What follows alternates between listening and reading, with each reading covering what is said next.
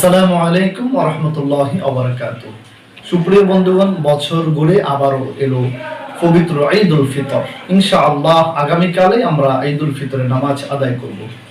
ঈদুল ফিতরের নামাজ যেহেতু বছর ঘুরে একবার আসে, তাই আমরা অনেকেই পড়তে গিয়ে ভুল করে থাকি। ঈদুল ফিতর অন্যান্য নামাজের মতো স্বাভাবিক নামাজ, কিন্তু এখানে অতিরিক্ত 6টা তাকবীর দিতে হয়। অতিরিক্ত 6টা তাকবীর কখন কোন সময় দিতে হয় প্র্যাকটিক্যালি এই ভিডিওতে আপনাদেরকে দেখাবো। ইনশাআল্লাহ আপনারা ভিডিওটি শেষ পর্যন্ত দেখতে থাকুন। প্রথমে আমরা ইমাম সাহেবের সাথে আল্লাহু আকবার বলে হাত বাঁধবো। নিয়ত করার পরে সানা পড়বো আমরা, সুবহানাকা আল্লাহুম্মা বিহামদিকা ওয়া তাবারাকা ইসমুকা ওয়া তাআলা জাদ্দুকা ওয়া লা ইলাহা গায়রুক। সানা পড়ার পরে ইমাম সাহেব আল্লাহু আকবার বলে হাত ছেড়ে দিবেন। আল্লাহু আকবার বলে দ্বিতীয় তাকবীরে হাত ছেড়ে দিবেন। তৃতীয় তাকবীর আল্লাহু আকবার বলে হাত ছেড়ে দিবেন। তারপরে তৃতীয়বার আল্লাহু আকবার বলে তিনি হাত বাঁধবেন, সূরা ফাতিহা পড়বেন, এটার সাথে অন্য সূরা বা আয়াত পড়বেন।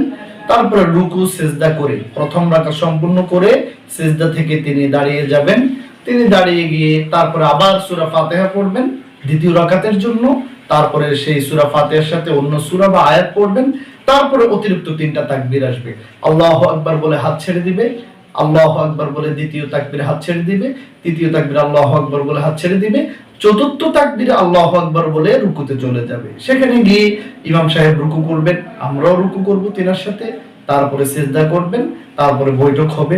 সেখানে তাশাহুদ, দুরূদ শরীফ, দোয়ায়ে মাসুরা পড়ে তারপরে ইমাম সাহেব ডান কাঁধে সালাম ফিরাবেন, বাম কাঁধে সালাম ফিরাবেন, আমরাও তিনার সাথে সালাম ফিরাবো। তারপর তাকবীর দিব, আল্লাহু আকবার, লা ইলাহা ইল্লাল্লাহ, আল্লাহু আকবার, ওয়ালিল্লাহিল হামদ। আশা করি এই ভিডিওর মাধ্যমে আপনার যদি নামাজের ঈদুল ফিতর নামাজের নিয়ম জানা না থাকে, জানবেন, বুঝবেন, সেই আশা প্রত্যাশা করে আজকের মতো এখানে বিদায় নিচ্ছি। আসসালামু আলাইকুম ওয়া রাহমাতুল্লাহ।